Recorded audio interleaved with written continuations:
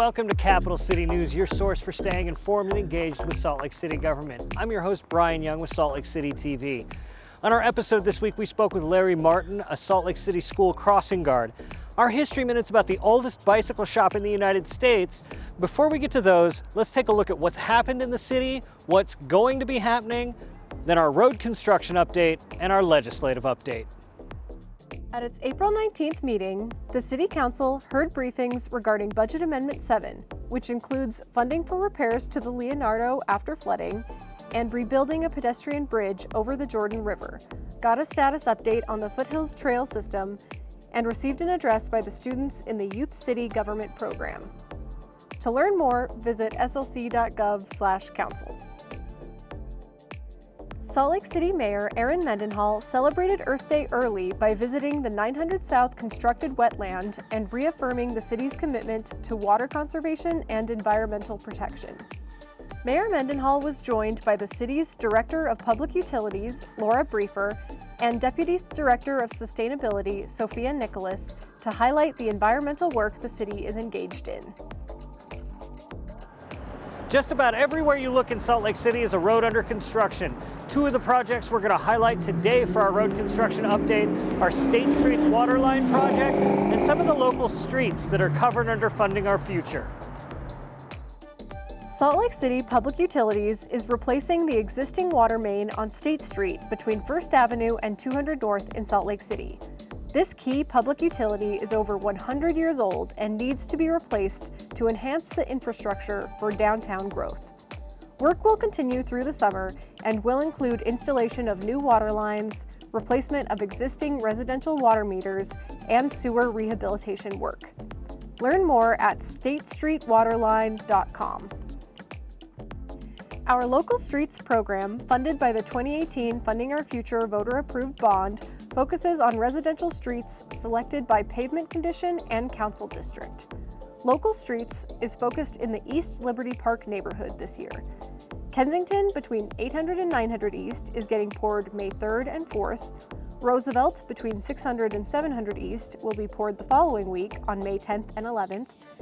All of these projects are subject to change due to weather since it's still spring here in Salt Lake City. That's it for the road construction update this week. To keep track of these projects and any others going on in the city, be sure to visit slc.gov/construction. For our interview this week, we spoke with Larry Martin, a crossing guard in Salt Lake City, about the importance of the work he does and how you can help. My name is Larry Martin. I have been a crossing guard for 3 years, actually 2.5 because of COVID. You know, people just forget that there's little kids here and they're anxious to get home just as you're anxious to get to work or where you're going. And the little kids don't realize that, you know, these 1-ton projectiles can do a lot of damage. And I guess the bottom line is, when I was about 12 years old, one of my friends was killed crossing, going to school, and just something I felt like I owed the community, if nothing else. The real challenge is the cars. You've got a 4-way stop here, and then somebody with another stop sign runs up back and forth. And people are so focused on what they're doing, where they're going, that they forget that there's little kids here they can't see. And sometimes you just actually put yourself in more danger than what you really want to be, and you go home and wonder, why am I doing this? But you show up the next day. The first year I was here, we had everybody stopped and somebody ran the stop sign here, and that's a daily occurrence. I grabbed the 2 kids who were in front of me, pushed them actually out of the way, and I dove on top of the hood of the car that was in front of us. It was one of the older Buicks that the guy was restoring. We caved the hood in, and he said, "Oh, don't worry about it, I got another one at home." You know, outside of that, it's just normal. People don't pay attention. They don't realize that just because 3 cars have gone, that they don't have the right of way. That, you know, these kids have the right of way until they're completely across the intersection. You know, it's not all the driver's faults. Kids get a little anxious too. I've got a lot of them that say, "Hi, Mr. Larry," or "Thank you, Larry." Thank you. I had one the other day that drew a picture of me with his crayons. I think he looks more like my brother than me. I'm much more handsome. Halloween, you get all sorts of little candies, but mostly it's the smiles and the thanks and things like that. And you do get attached to them. You get attached to the parents that come down here, and you got to say hi to the dogs that are being walked, and it actually makes it fun at times. I would say if you have the time, you care about the safety of children and the safety of those around you, then do it. It's not the best paying job in the world, but you know, the pay's not the point. It's the safety of the kids, the smiles you get, the waves you get, to watch them grow up.